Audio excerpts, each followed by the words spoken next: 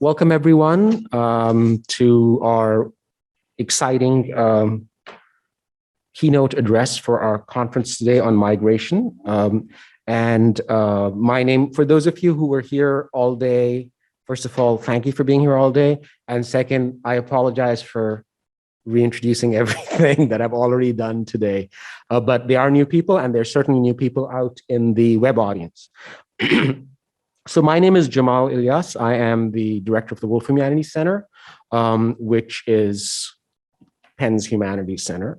And we do all kinds of programming, and we tend to do it based around an annual theme.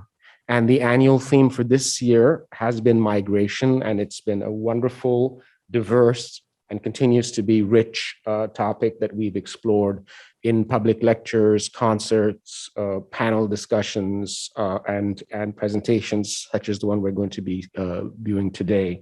Let me just again, because it's not just us that's involved in doing this, we have several co-sponsors for our events of today, and I just would like to go down that list very quickly and then sort of thank a few people and leave the stage. This is co-sponsored by the Andrea Mitchell Center for the Study of Democracy, the Annenberg School of Communications, the Departments of Anthropology, History, and South Asia Studies, the Center for the Advanced Study of India, South Asia Center, and where we are right now physically, the Kislak Center for Special Collections, Rare Books, and Manuscripts. And also this event would be impossible to have had happen without the truly amazing staff of the Wolf Center.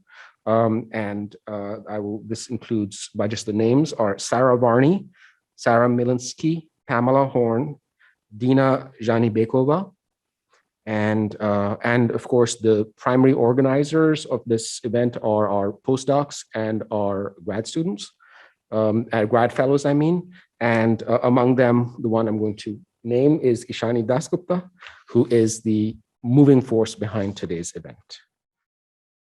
Okay, thank you, Professor Ilyas, for those very kind words. Thank you, and welcome to all of you to our keynote event, VIDA, an artist talk by Kukuli Velarde, followed by a discussion with art historian and curator, Dr. Gwendolyn DuBois Shaw. Just a short introduction. Kukuli Velarde is a Peruvian artist based in the United States. She has received prestigious awards such as the Guggenheim Fellowship, the Paula Krasner Foundation Grant, the United States Artists Knight Fellowship, and the Pew Fellowship in Visual Arts, amongst many others. She's also received the Grand Prize at Gyeonggi, a ceramic biennial in South Korea for her project Corpus. Kukuli Velarde has showcased her art in exhibition both in the United States and internationally. A layered, at times humorous, at times ironic, but always powerful body of work touches on ideas of longing and remembering, and on the spirit of defiance and creation. It captures her experience of being an immigrant in the United States, of being from a country wounded by colonialism, and of being from a country with a rich and defiant indigenous past. It captures the experience of motherhood. But before I hand it over to Kukuli to showcase her art and take us through her experience as an artist and an immigrant, let me just give a short introduction to Dr. Gwendolyn DuBois Shaw, who will be in conversation with Kukuli after her presentation. Dr. DuBois Shaw is the class of 1940 Bicentennial term Associate Professor of Art History at the University of Pennsylvania. She's also an affiliated faculty in the Latin American and Latino Studies and in the Gender, Sexuality, and Women's Studies program.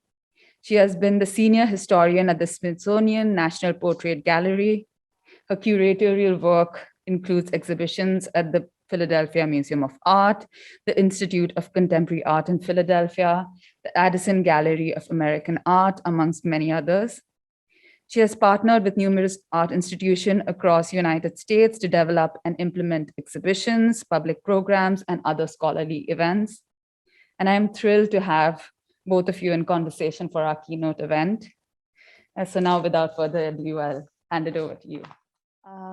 I want to thank the Wolf Humanities Center at the University of Pennsylvania for inviting me as a keynote speaker for this symposium, Migration Points of Entry, Points of Departure.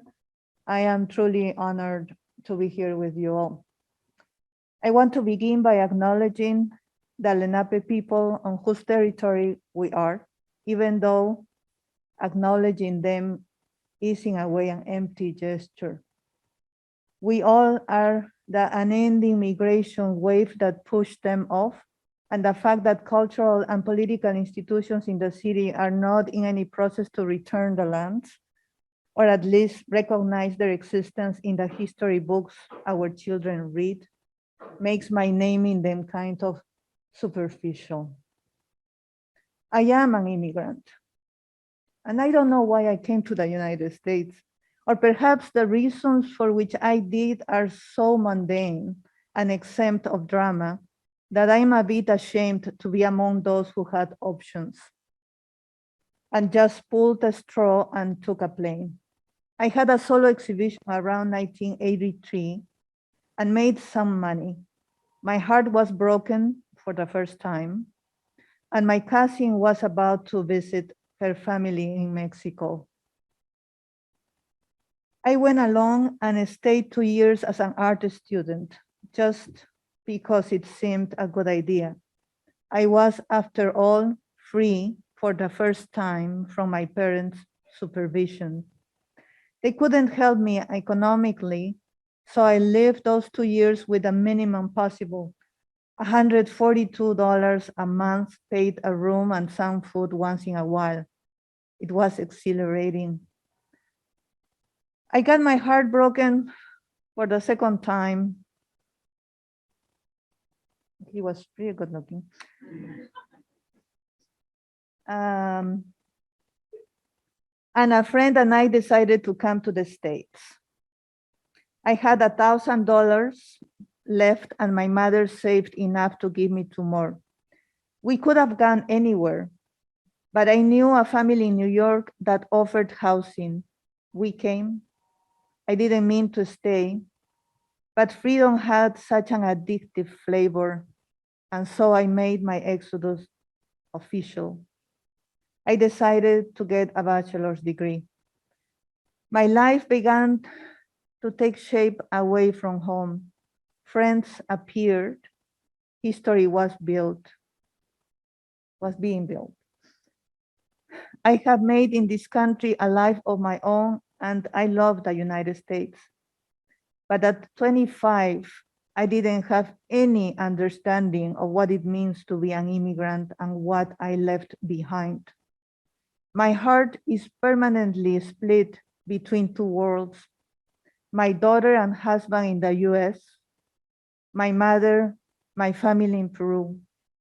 Every time I travel to hold one more time my mother's delicate frame, my heart aches for my daughter and our afternoons of playing, conversing, being us.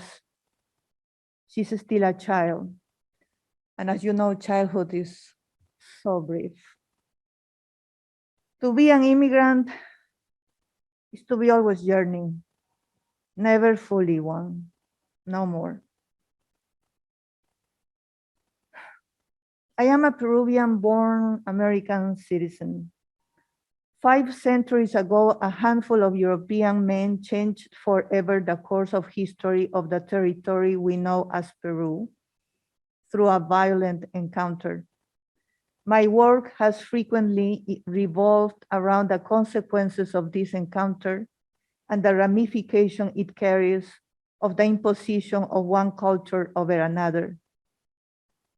I try to imagine the life-changing experience that the colonized endured, but it's always challenging to summon the scope of a collapsing of a universe. I was born in Cusco, formerly capital of the Inca Empire and later a strategic power center of the colonial era. At the time of conquest, sober palaces and temples of Inca manufacture were destroyed or reused as foundation of alien architecture, an unnerving physical example of victory and defeat. Their precious contents were melted if gold, burned if its nature was religious, or kidnapped if deemed rare but beautiful.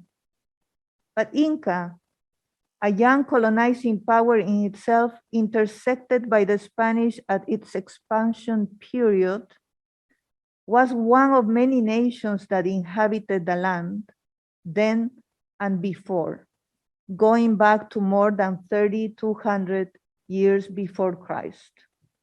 Each society shared general aesthetics attributes, but developed distinctively in various fields.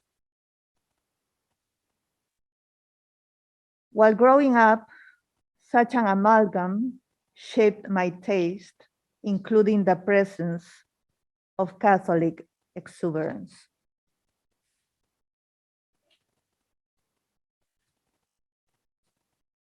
Within the rich evolution of ceramic pottery throughout the territory, the type of vessels, representations, decorative designs, and the use of color were all means of communication with their own particular syntaxes. I have carried out a visual investigation of their attributes for decades to communicate contemporary history through ancient patterns and iconography, pointing out social, political, and economical conditions endured by current societies of colonized territories. My last works have tackled the survival of pre-Columbian sacred entities through Catholic imagery, embodying the forced marriage of colonial Spanish and pre-Columbian aesthetics as metaphor of cultural imposition and resistance. I see my work as an act of offering respect and a symbolic effort of acknowledging the existence of something else beyond what meets my westernized gaze. I am a studio artist. Lately, I took the challenge to create a course I have titled, Can We Decolonize Our Aesthetics?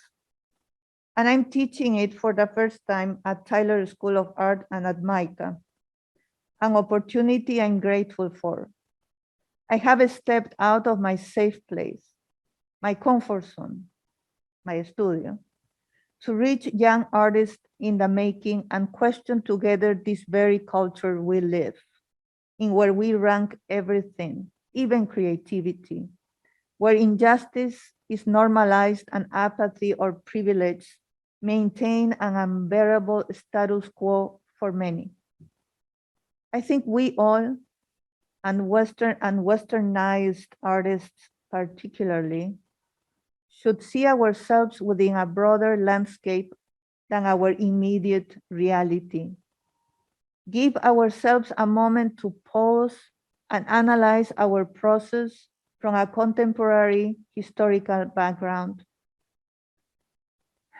Our first class project has been the understanding of cultural appropriation, reading about the doctrine of discovery and about the moche culture, from which they are reproducing Waco portraits with the inclusion of their faces in it as explorative exercises of the meaning of exchange, cultural appropriation, and assimilation.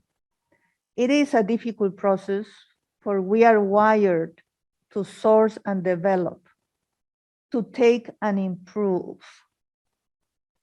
And the possibility of such approach is not part of this exercise. By the way, I am among those who believe everyone has art in their hands.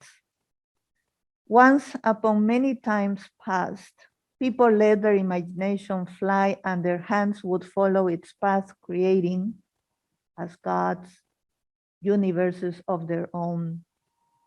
Wars came and went, and numerous aesthetics faded as they didn't conform to the paradigm coined by the victorious of the moment. But when Western culture took over, it reduced almost anything its elite didn't produce itself into subcategorizations such as crafts, souvenirs, or sources for their inspiration. The art produced beyond its perimeters were reduced to cultural anecdotes irrelevant to its superior aesthetics. Art, the big word, is reserved to an elite which has managed to create a storyline of evolution and development to which the rest of the world are only witnesses or followers if able. Hierarchies within art are also defined. Fine art schools implemented art theory written tirelessly in thousands of pages of too much self-awareness. And then people like my students at Fleischer Art Memorial repeat like many others phrases like, I don't know how to draw, or I don't have a story to tell, because those phrases are imprinted in all our minds and we believe them. Art has become this special unattainable thing that people can look at from far away, a language too sophisticated to use. But art is the process of letting imagination fly and be followed by hands that make, creating universes of their own. And they, my senior Spanish-speaking students, they can create, and they do. Art, it is not an adjective, neither a qualification. It's an aesthetic declaration, a labor of love to challenge and please ourselves, our own sense of beauty. And it's a mirror of societies, and their builders should be able to see themselves in it without considering their sense of beauty insignificant. The nature of what was going to be my creative work became apparent in 1981, when the Western world was preparing to celebrate the 500th anniversary of the beginning of European invasion led by Christopher Columbus. I was outraged. I couldn't believe the genocide of millions was swept under the carpet of modernity, a small sacrifice to ignore compared to the benefits of colonization. I understood the dynamic and have since commented on it through my work from a very emotional point of view. I have never had to formulate in words what my artwork could do much more easily and hopefully on target. But now, there I am at the classrooms of both universities and here now, in front of you, trying to convey myself in words. I'm not an academic, but I understand the wealth of information the habit of reading provides, and through some random readings within the vast research of Aníbal Quijano, Maria Lugones, Walter Mignolo, Santiago Castro Gomez, among many, I'm finding a way to talk to my students, because to speak just with a heart is a disadvantageous point of departure within an educated Western society that gives more credit to words than feelings, particularly when they are considered immiscible. I found, for instance, the philosopher Emmanuel Chukwudi Eze, who in his book, The Color of Reason, the idea of race in Kant's anthropology, uncovers the genesis of Western purist philosophical ideas in the Eurocentric and provincial points of view of Immanuel Kant. Chukwudi Eze explains that the respected philosopher's preoccupation can be summarized as a sympathetic study of European humanity, taken as humanity in itself. Humanity contrasted with a servile mentality, lazy attitudes, barbaric demeanor, and inability to excel of the others. permanently, and in quotations, rightfully, placed in the background of Western history. Kant's geographical and anthropological research is a demonstration of how this ideal or true humanity and its history is naturally, qualitatively, and quantitatively superior to all. Someone could say that Kant's racial assumptions are anecdotal or insignificant in comparison to his legacy, or that Woody Etzel has a bias, but I can't help to feel that the enlightenment, my pronunciation is, okay, you know what I'm talking about, period was the moment to solidify Europe's path towards cultural imperialism and a thoughtful justification of colonization. It reminds me of the persistent mistaken perception of purity in the marble white classical sculptures of the ancient Greeks and Romans, which alleged sophisticated white surfaces have for centuries inspired Western aesthetics, allowing it to set itself in contrast and above the barbarism of color. But they all were actually painted. How intensely saturated were their surfaces can't be known, but their makers and their audience were not alien to the pleasure of color.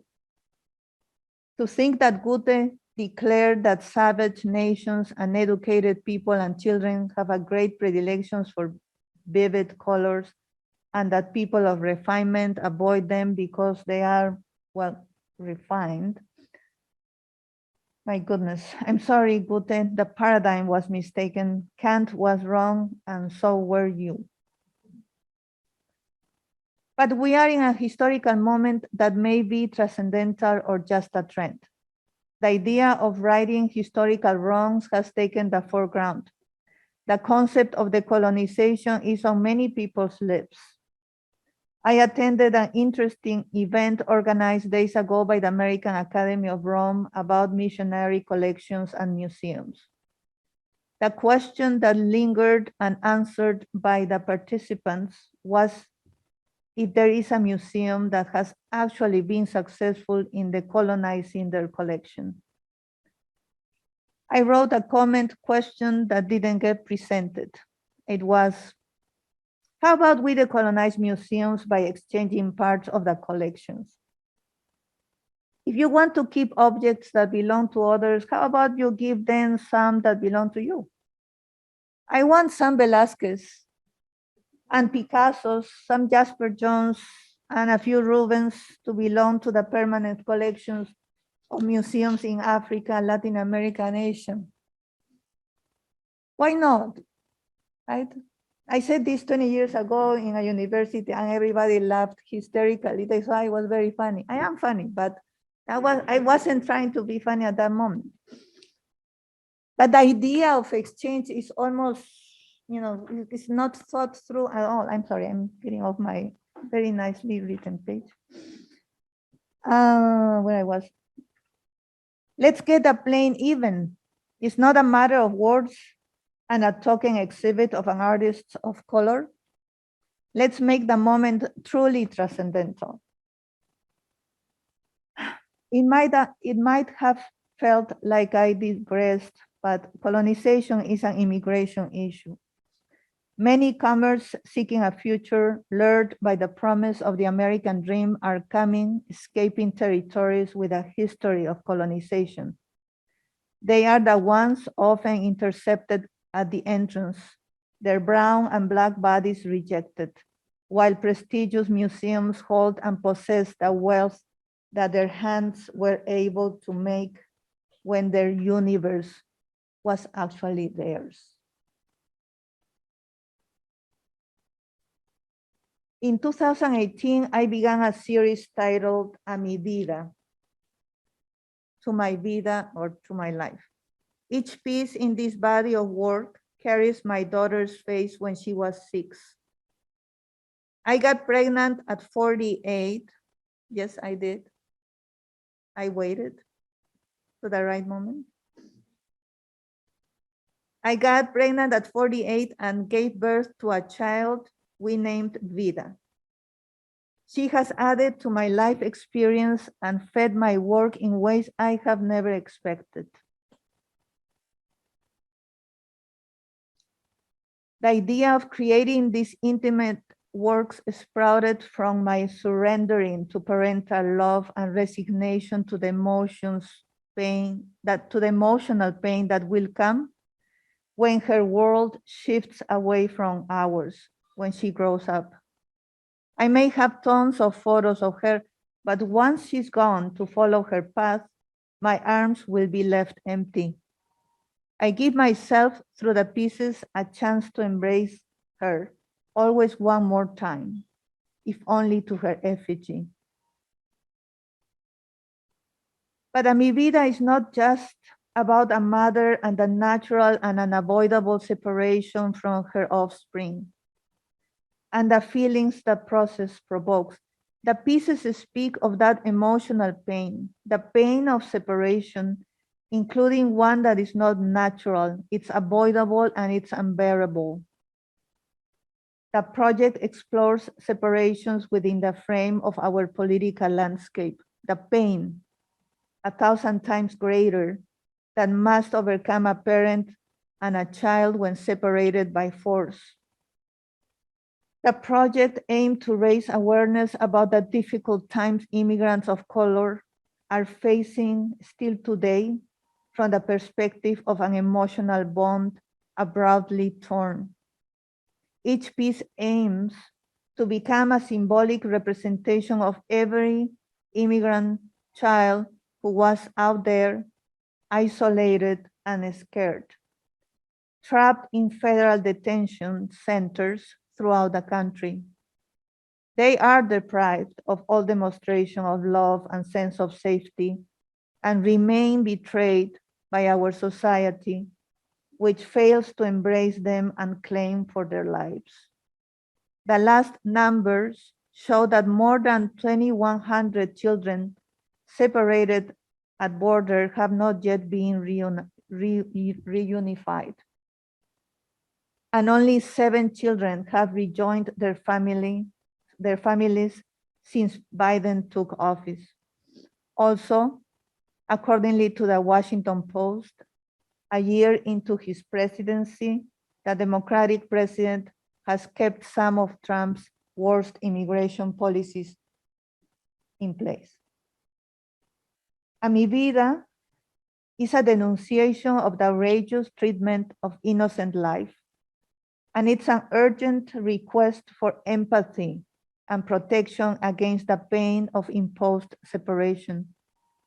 My terracotta pieces of pre-Columbian inspiration are meant to symbolize immigrant children, for I am an immigrant, a minority with a child in my arms who can't understand the cruelty of separating families amidst of a political and social environment that has become every day more toxic and unsafe. The pre-Columbian connotation implies the connection that exists between people like me, westernized individuals from Latin America, and the land we left behind, where civilizations of varied cultural achievements and refined aesthetic developments are part of our history. The history we share alongside original communities who maintain firsthand connection with our non-Western cultural heritage, while stubbornly survive 500 years of genocide, perpetrated both through European colonization and republic.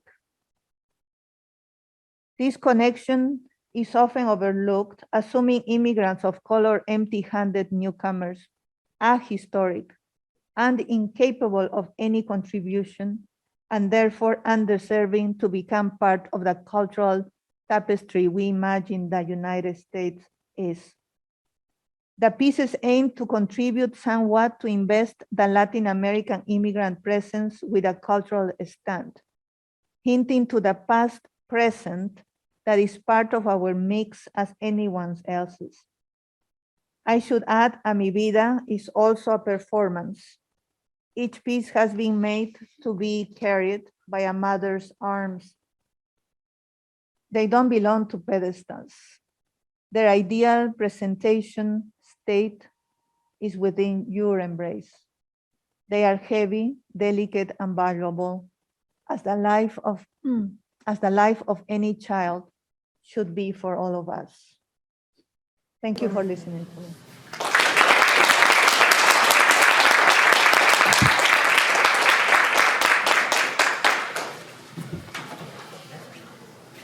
So thank you, Kukuli.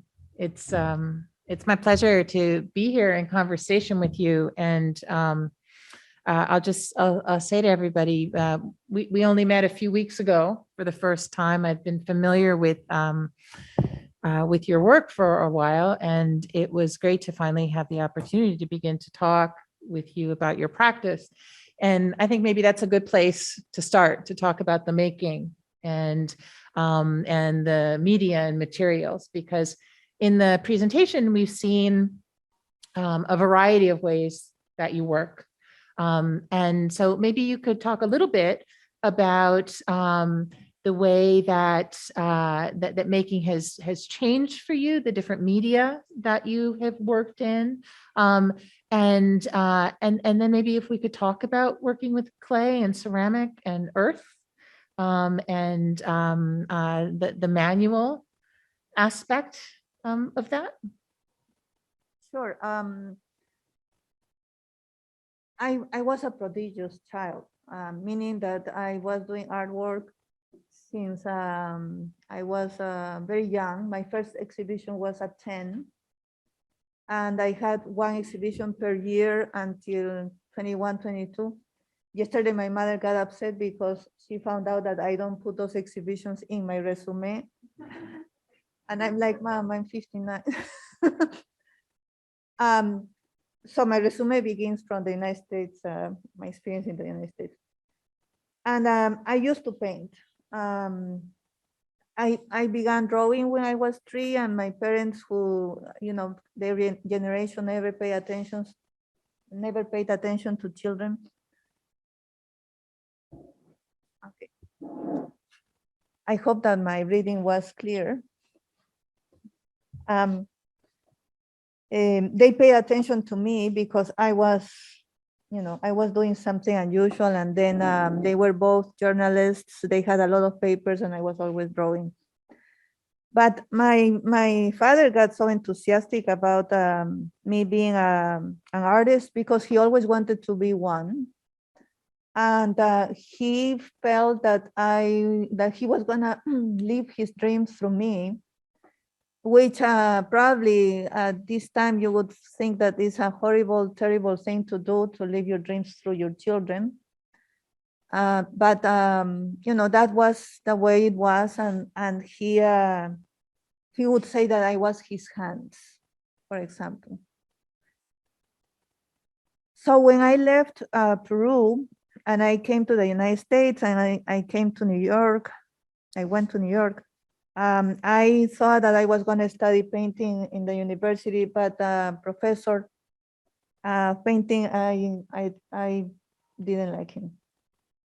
And I tried ceramics, and I have been raised looking at ceramic is part of our inheritance, if we can, our visual inheritance.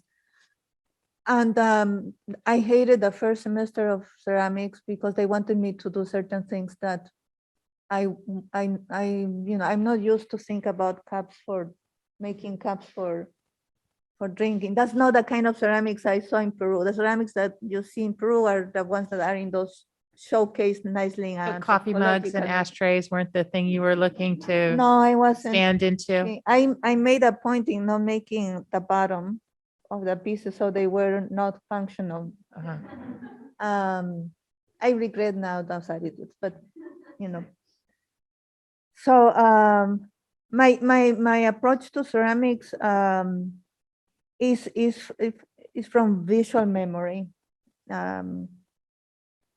And it's interesting because I went to that the Korean Biennale in Korea, in Cheon, and there was an artist from Taiwan that was talking about clay, and he was caressing a piece of clay and throwing it to the floor and picking it up, and he was extending on the floor. It was very rhythmical, and I talked to him afterwards, and my relationship with clay is not at all like that. I'm very westernized in that sense.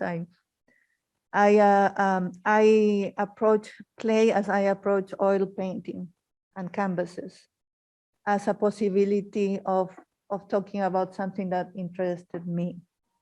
So I don't have that kind of closeness to the material.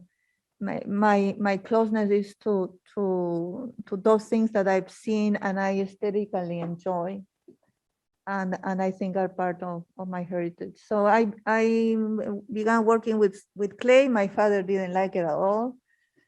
He was like, "You're wasting your time," and so on, so on. And he would always tell me every year that I went, "Paint, pinta, carajo," he would say.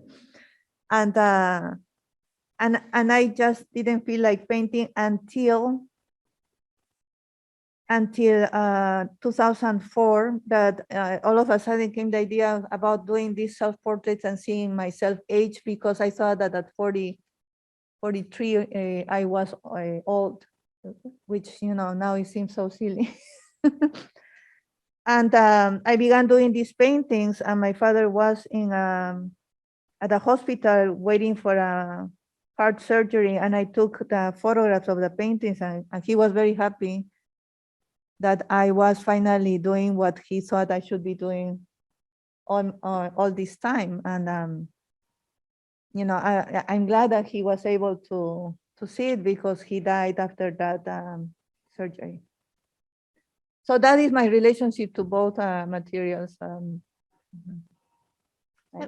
Talking about this idea of that you have with the class this semester, Oh, yeah. with decolonizing one's aesthetics. Yeah, as a question. As a question, is it possible, Yeah. right? And thinking about your relationship with your father and his kind of understanding of the value of painting, Yeah. versus the value of working with clay and ceramics.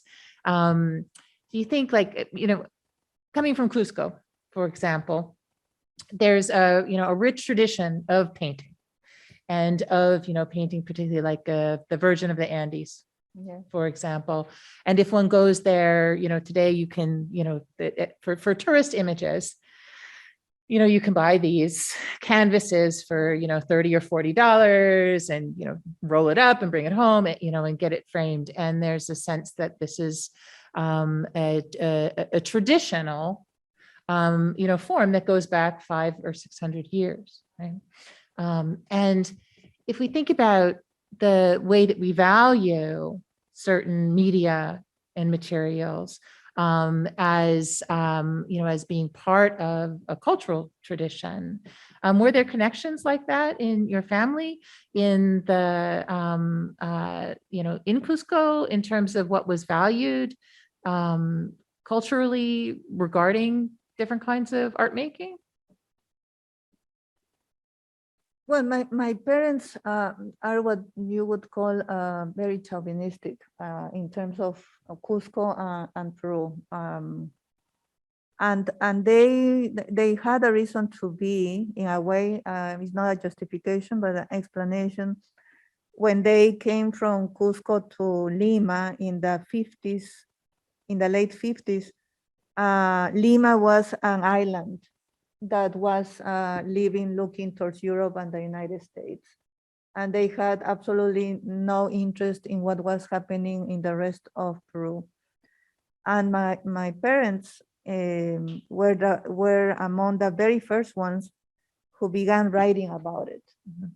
So they have an appreciation of Peruvian culture that is a little bit extreme. But in the case of my father, he had this romantic idea of, of me painting like Caravaggio or Rubens and that kind of thing, because you are fed with the idea that this is what art is or is supposed to be. And the possibility of looking at our at a more to a aesthetic that actually belonged to the land much stronger was not his preoccupation. I think he had a very romantic idea of what Peru was, and I think that at the time in which they were active, there were not too many possibilities to embrace the country if it were not through that romanticism. I don't know if I answered your question. Yeah, no, I understand what you're saying. And then, here you coming, right, for love to the United States, for the opportunity to come, and then pursuing a career, pursuing the bachelor's degree, studying art, and choosing a media, choosing form, and choosing subject matter, right? And then the subject matter changing over time as one grows and ages and has different life experiences. So thinking about both the kind of the migration of form, but also the migration of aesthetics, right? So have your aesthetics changed over the years? Like, do you see as you've moved physically that the things that you valued aesthetically, have those moved with you? Have they changed? Do you engage them in different ways depending on, if you're in a Peruvian context or in a Philadelphian one? The decision of creating for me is not cerebral.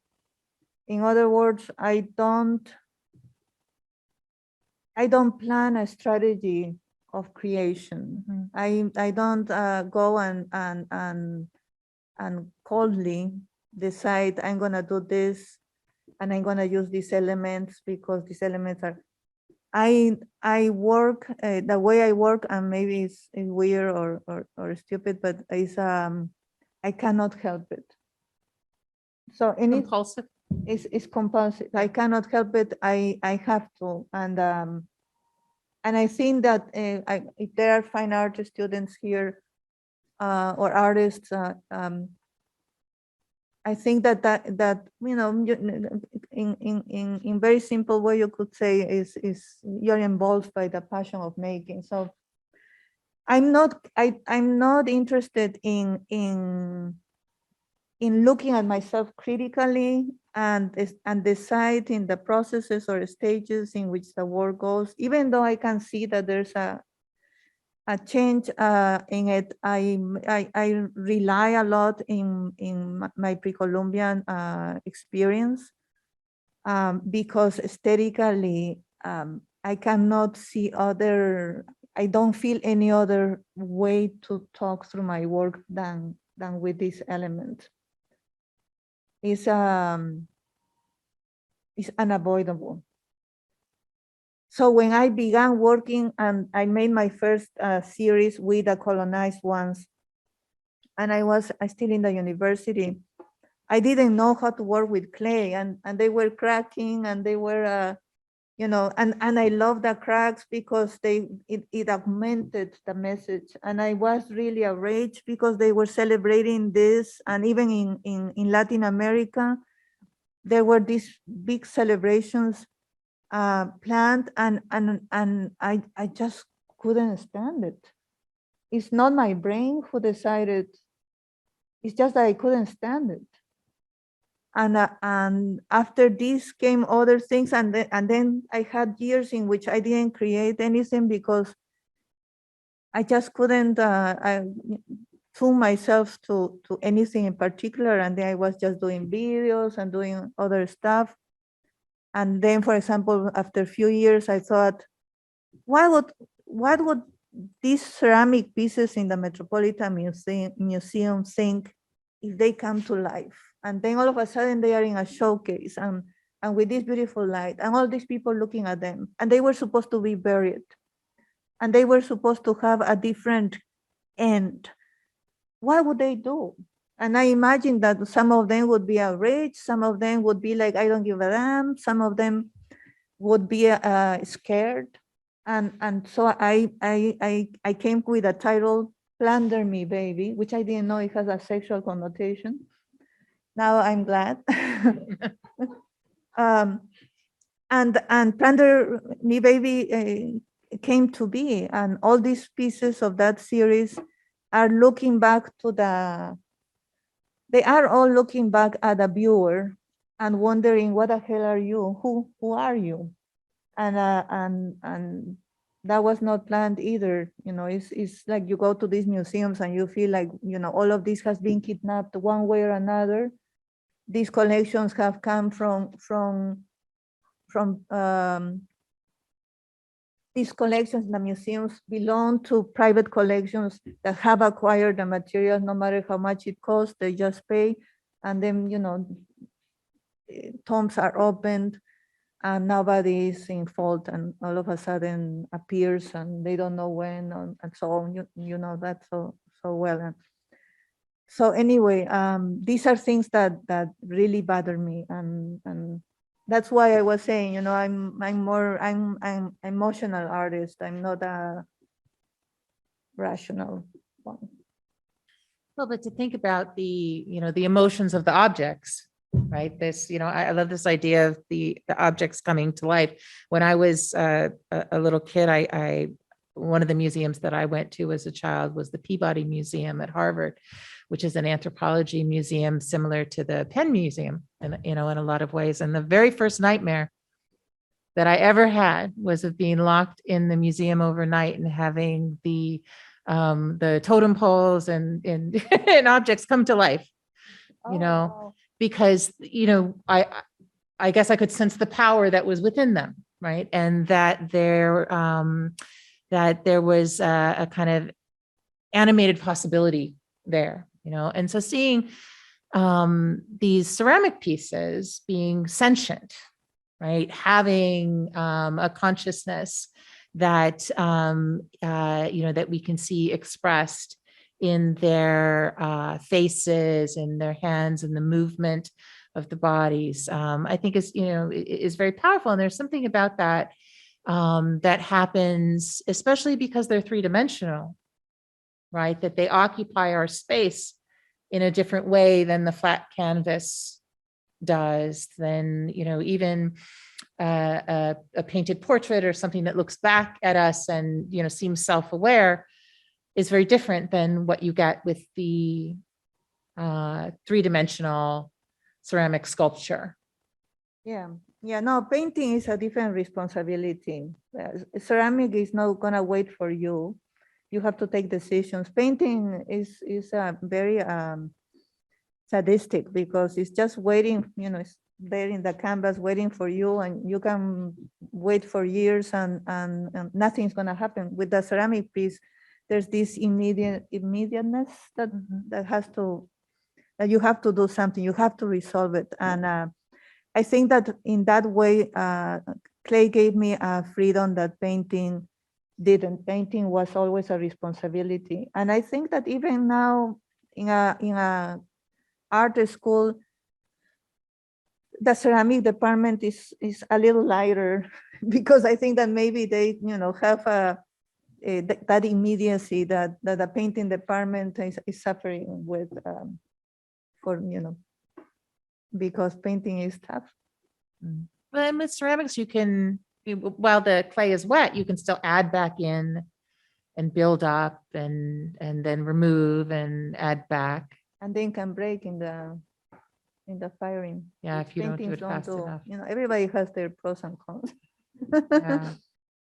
The you know, thinking about teaching, right, and working with younger students, I loved in the presentation the way that you contrasted, you know, what it is to work with students at Micah or Tyler with working at the Fleischer, Yeah. you know, and how working with students of different ages.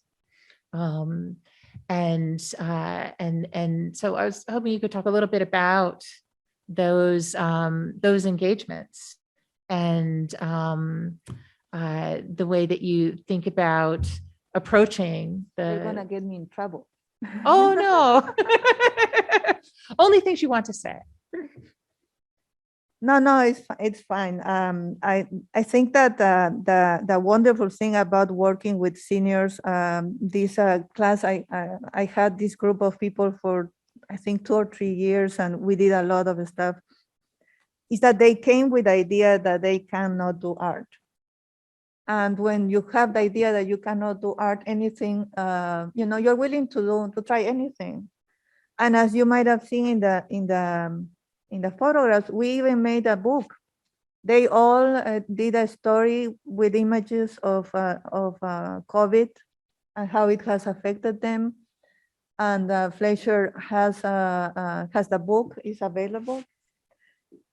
And with that freedom, once they were convinced that they could make art, then the sky is the limit. They made very big pieces. They were not afraid. They don't. They are not afraid of size, or they are not afraid of anything, because they are just. They are being allowed to create, to do what we all can do. None of them had. None of them, no. Obed San Martin, he has been doing art for a long time, but many of them didn't have any art background. A student in a university is coming with certain ideas of what is art making, and then it encounters the ideas of the institution of what is art making.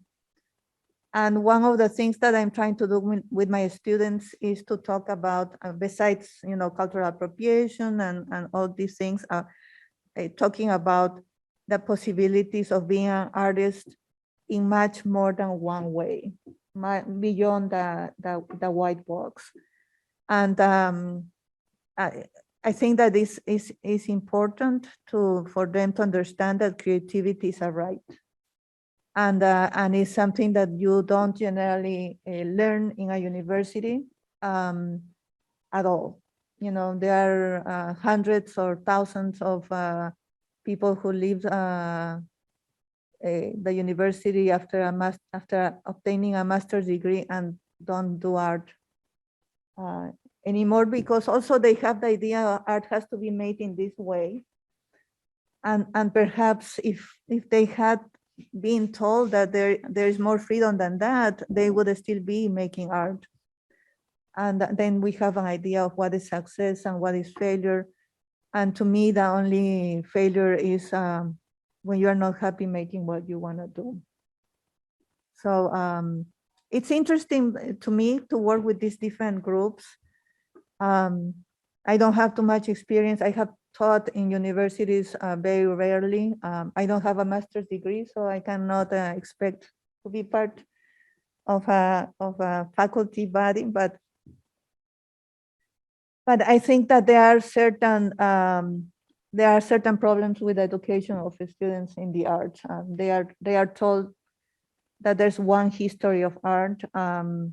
My students who are not Euro-Americans don't see themselves in the art history books, or if they see, a Chinese student may see only one chapter of Asian art in the art history book, and representation matters. So from the beginning, they are completely lied to, in terms of the history of creativity. And then if they are coming from different aesthetics and different backgrounds, they are told that they have to forget everything and become a copy. And I hate that. I had a student once, because I go to universities to give talks. And there was a student, I don't remember, it was Persian. I don't remember, but it was around that area. And And he was telling me that he loves symmetry, but that the professors have told him that he had to break it, to be asymmetrical. And he was showing me the work, and he was like, but symmetry is part of my culture. And I said, so do it. And he was like, no, but my professors are gonna say that that they are not gonna like it. And I was like, tell them that you don't give a damn what they think, or not, because what they are trying to do is to convert you in someone that you are not, and the uniqueness of the way you look at things and the way that you create is gonna get completely erased, and you're gonna be one of many. Why do they want to make you one of many? I don't understand. So that is the experience I have with universities, going, talking to students, and finding out how sometimes they are forced to become someone else. It's weird. It is. It's the challenge between assimilation and Assimilation, exactly. in education, right? And what is the difference when certain ideologies of form, aesthetic, et cetera, are being superimposed and imposed upon people. I think with the going back to the VIDA series and the way that in that series, I just want to talk about that, and then I'd love to open up for questions from the audience. That in that series, you're bringing together all of these different nodes, right? There's this kind of personal relationship with your daughter that you're working through. There's a material relationship with the artistic sources that you're drawing upon, with the ceramic traditions that you're working visually within and changing. And then there are these political aspects to it. And just over the last couple of days, it's been really challenging, I think, for me, watching the forced exodus of people leaving their families in Ukraine, right? But this is something that we've been watching for years at the southern border. Families being torn apart, fleeing, and these differences between, when we think about migration, and who gets to be, or who is assigned to different categories of migrant or refugee or expatriate, right? And what propels people to leave, and how then does one think about the choice to leave and the risk to lose, right? The risk to lose your baby at the border, trying to save them. And to be able to encapsulate all of these different aspects into these objects. It's such a powerful series. And it seems to me that it's one that, can only come in some ways in an artistic practice after a journey, right? That you have to, in some ways, have time and space behind to create like that. I mean, I find it's both very topical and in the now, but it's also a series that carries with it this tremendous history. Yes. Yes. Yes. Yeah. Mi vida is just the imagination of what would it be if somebody takes away my daughter from my arms. And I think that is a pain that all mothers or caregivers should identify with. Is I always tell my husband, for you, I'm willing to die, but for my daughter, I'm willing to kill. and just the idea of something happening to her and not knowing where she is, I cannot imagine how anybody can allow such a cruelty to happen. I've been witness of injustice from very early in my life. The people who help you in your house in Peru, because in Peru, the middle class, the upper middle class, the others that are up there, and lower middle class, everybody has a maid, and the maid has to live in the house and is given a very small room that architects keep designing. Even now, the greatest architects in Lima will make a house in which the house of the maid is always gonna, the bedroom is always gonna be small. When you in reality don't have any reason to do that, is the question of keeping hierarchy.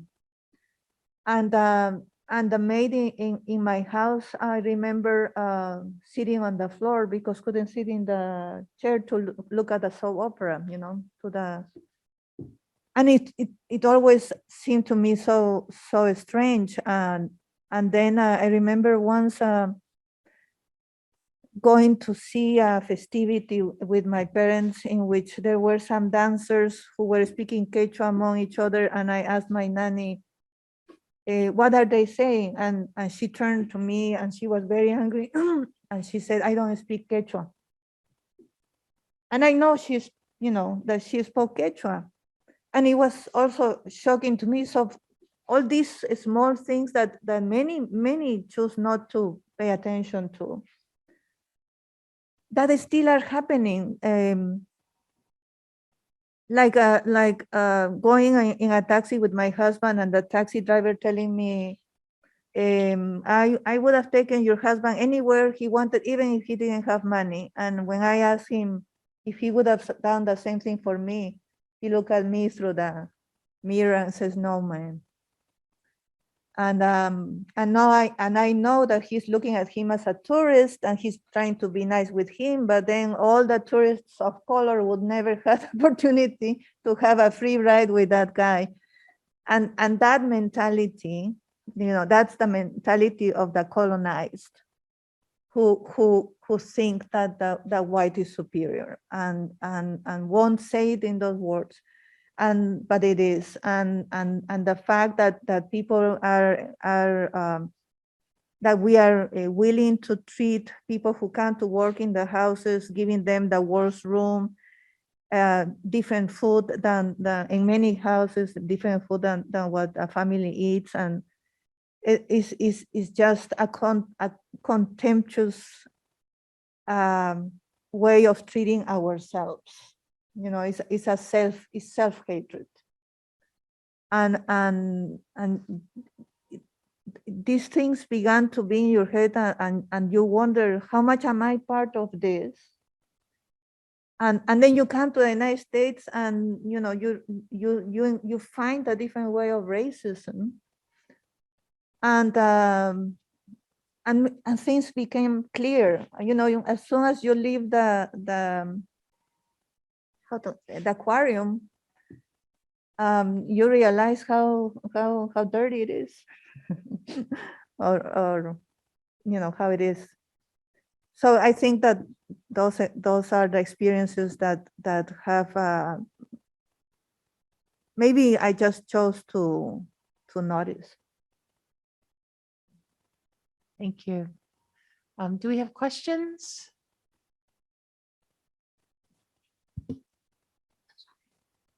No kidding. There's a question. Oh my God. Yeah. I feel important. Is the sound, you can hear the sound? Yeah, okay. Thank you. Muchas gracias por su obra y sus palabras. Gracias. I was very taken by you started by discussing the way that your life is separated. It's in two different places, maybe in many different places. And I've been many discussions recently about the restitution of different kinds of objects to the African continent. And some of these discussions are exactly about the inhabitation of multiple places by an object. And I kept thinking as I was looking at your many wonderful artworks about how they might inhabit multiple places and what it means for an object to be a displaced object and to have been brought into being as a displaced object. I don't know if you think this way at all about your work, but I was wondering if this is something that you've been. No, when talking about an object that is displaced, I can't help to think about the collections in the Metropolitan Museum, and going to the museum and having a coffee at the corner in the deli, in the bodega or the deli, I don't know how, before going to the museum. And the people who are making your coffee are the same Mexicans who made those pieces that are in the museum that they will never go to see. And there's a complete disconnection that we always do between those things that we consider valuable and those lives that we don't consider valuable. In terms of my work, the most important moment for the most important connection of an artist with a work is in the moment of making, in the moment that is successfully, repaired if it broke, which is what I'm doing now with one of my pieces. And all that process of making is that connection. After that, I have seen the work in situations like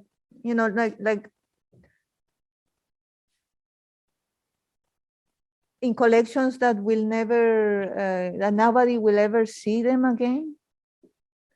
And I just made peace with that, because for me the relationship is unbreakable, and the experience is unforgettable. I am of the artists who, quote unquote, waste time making, because I don't be, I have a theory. I think that efficiency is I'm against efficiency. Because why would you want to make faster what you can enjoy making longer? And I remember I was making this piece, and it has a neck, and I was shaving the neck with a material, with taking off clay. And there was a moment in which it was getting too thin. And I was telling my husband, who is an artist too, and he has a master's degree, and I was telling him, the neck is getting thinner, I don't know what I'm gonna do. And he said, well, why don't you just make another one, the size that you want, and you put it, you cut it and you put it on. I said, no, I have already gave too much time shaving this neck. What I'm gonna do is I'm gonna take a slab, I'm gonna score it very well, I'm gonna score inside, and I'm gonna put it like this. And he was looking at me like, but you're gonna have bubbles. And we're gonna fire it very slow. And he's like, why are you gonna do that? Because those 3-4 more days that I had working in that, because I had to keep shaving, right? I had to get, were amazing. I could have fixed it in 1 week, in 1 day, maybe in half an hour, yes. But I enjoyed making my pieces, and I work by myself so far. And that's something that nobody can take away from me. So is that the important connection with the work? After a while, new pieces come. It's like love, Can I build on that just really, really quickly? Is it different when you show your work here versus when you show it in Peru? Oh, I had an exhibition in Peru. And but no, it's not the same, because when I had the same planted me baby in Peru, people would come, people my age or older, would come with tears in their eyes, and a couple of times, not like 100 people. But the point was that they knew what I was talking about. They knew, Here the work is seen more from aesthetic point of view, but there was this connection. And I had a lot of people going to my exhibition, because even though I'm 59, at that time I was 10 years younger, I was 49. People remembered me because I was very popular when I was a kid. I was a kid who painted and had exhibitions, so I was on TV, and I had, I knew all the TV people. They gave me bikes, and it was a beautiful life. So people came to see me, remembering the drawings that I did when I was a kid, which is crazy. And they found all this work that was completely different, but I got a lot of people, more than a usual exhibition. So it is different, because in Peru, they know what I'm talking about. And that also brings up the situation that is, I don't think I could make a career in Peru, because they know what I'm talking about, if you know what I mean. There's a question over here.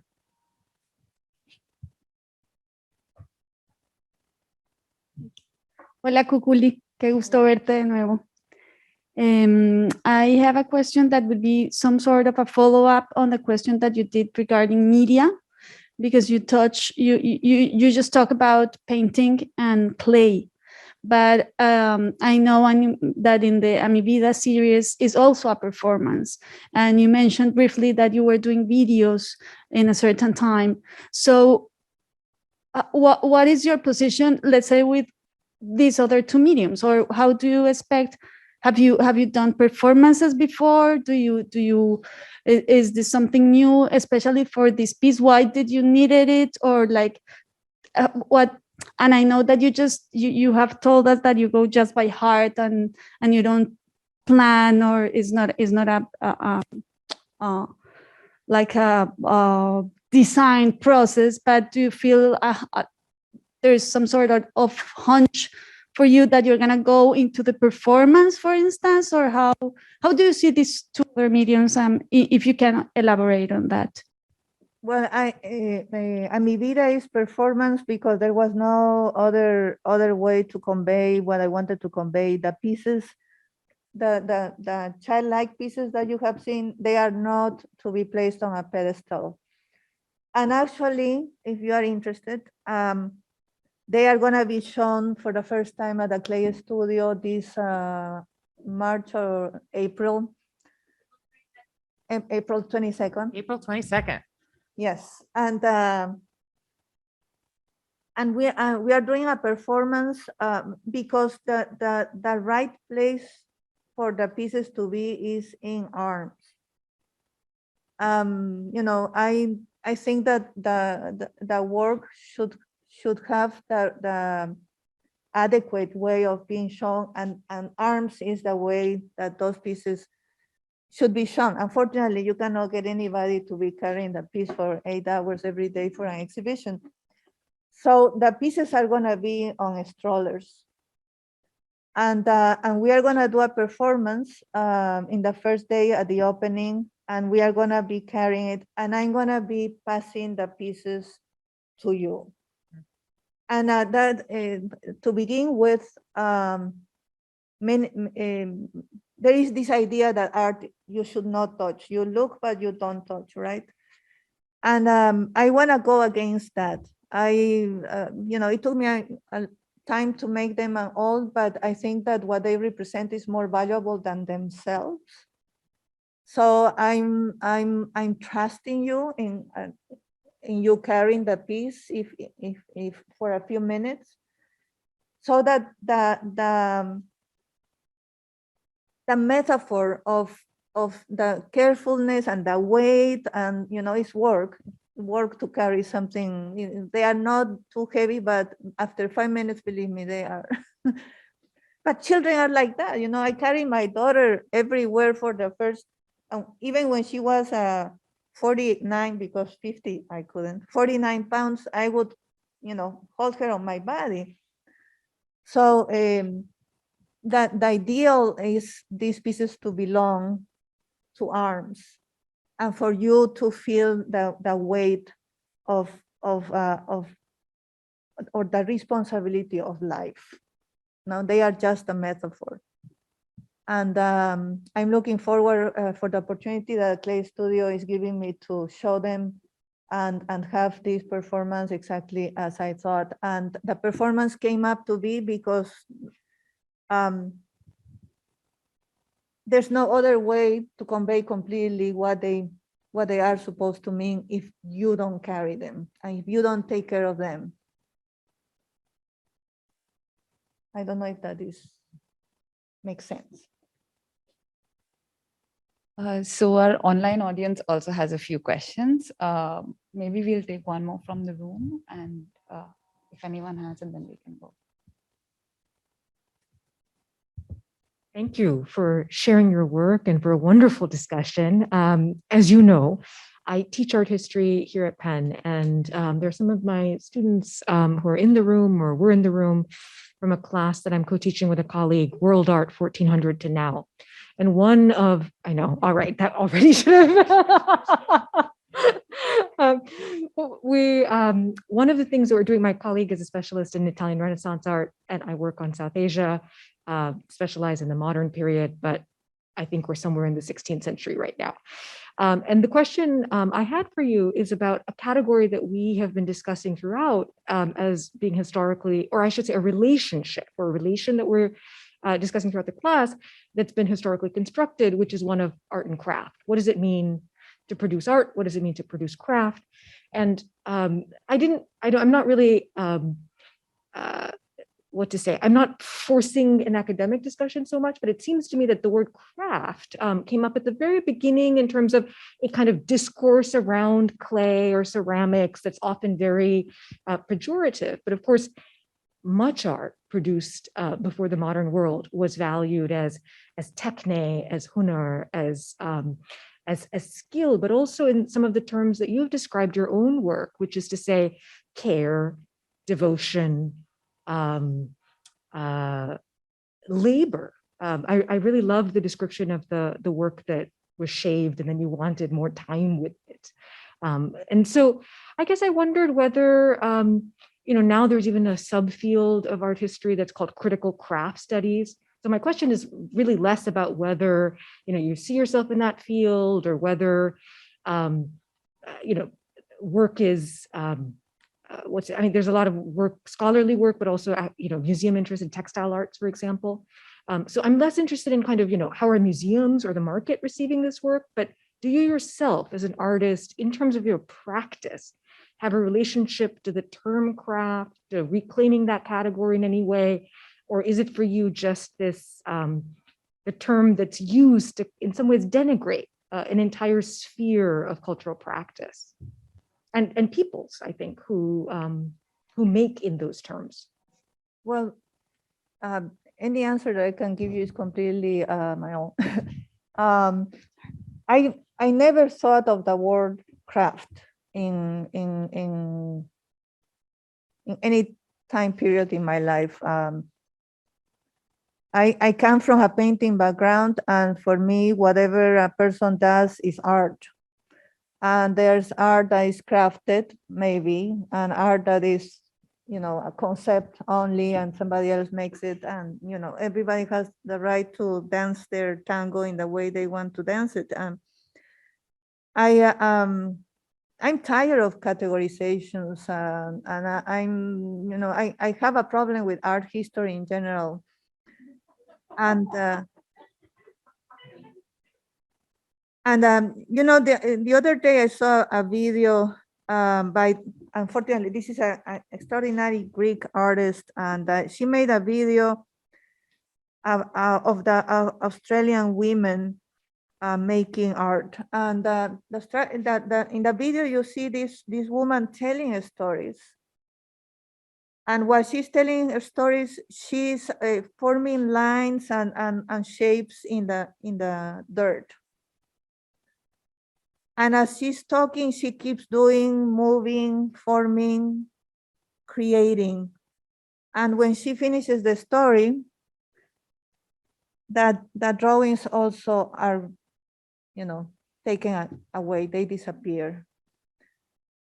And then the extraordinary government of Australia, in all its goodness, has this initiative of creating a small, I don't know how you call it, small centers where people can have healthcare and can have art and so on. And the person who is in charge of the art center gives the women the idea that they can, instead of doing things in the sand, they can make it in a canvas and sell them and have money for getting things for the children and all that. And the women do it, and in the moment that the people who put this together are like, now they are going to have the possibility to make money and feed the kids, which is extremely important, right? But in the very moment that is happening, a culture is killed.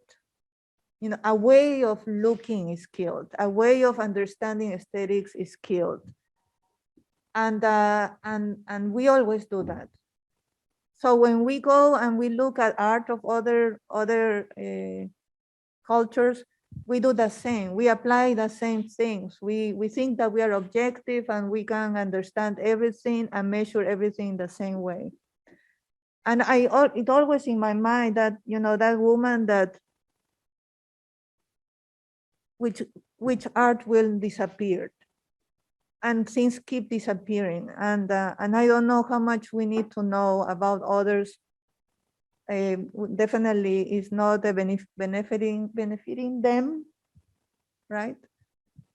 It's like archaeologists opening tombs and bringing the bones to the university and being like, oh, we have this coffin on 500 years old, and what, that person was expecting to be buried, and the person was expecting to have all those ceramic pieces around them, and we don't give a damn. I hope that they open the tombs of the parents of Queen Elizabeth. I want to see their bones. I want to see their bones of all those Buckingham people, and I want to see them showcased. Yeah, let's play even. Where is Ronald Reagan's bones? I want to see them. I'm sorry. Hi, Kukuli, gracias.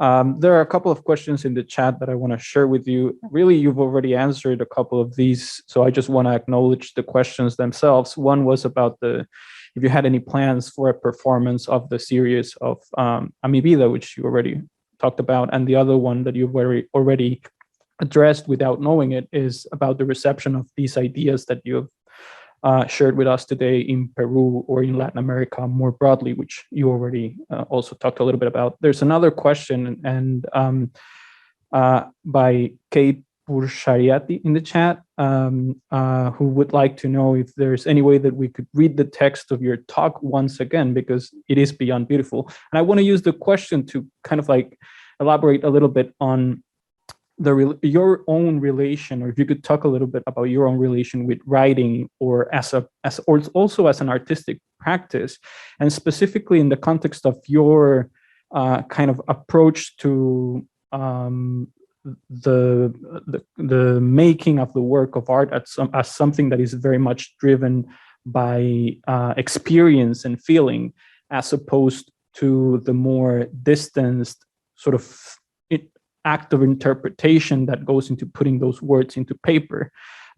So I guess the broader question, or the way that I would like to rephrase this question for you is if you also engage in this practice of writing and reflection about your own work, and if you have any plans for that writing to be made more broadly available.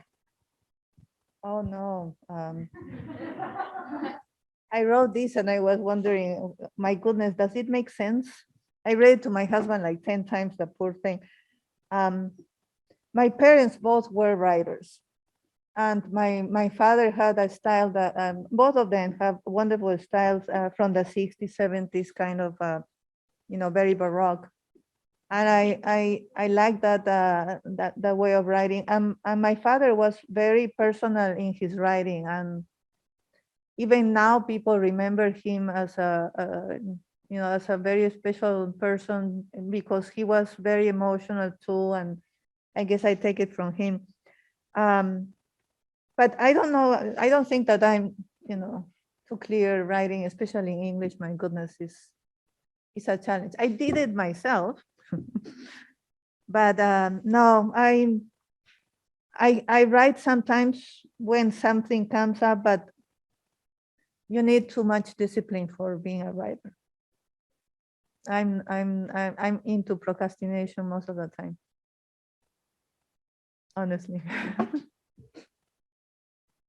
But thank you, because maybe I should do something. So is there one more question? Okay. What about my daughter, yeah. Well, I draw it mostly.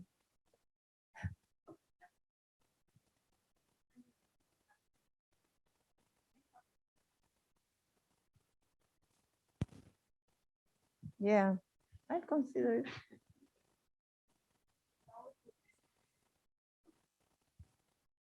Thank you, thank you.